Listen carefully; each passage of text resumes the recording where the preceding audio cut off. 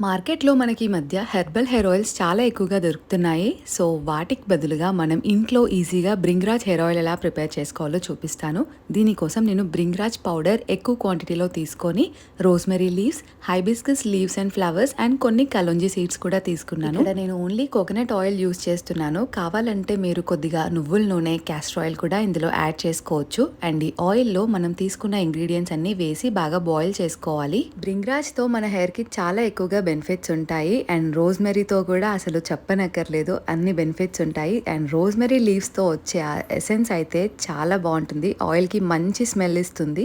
So ఇలా oil అంతా బాగా బాయిల్ అయ్యాక చల్లార్చుకొని ఒక కాటన్ క్లాత్లో మనం డ్రైన్ చేసుకొని అదే బాటిల్లో నేను మళ్ళీ ఫిల్అప్ చేసుకున్నాను.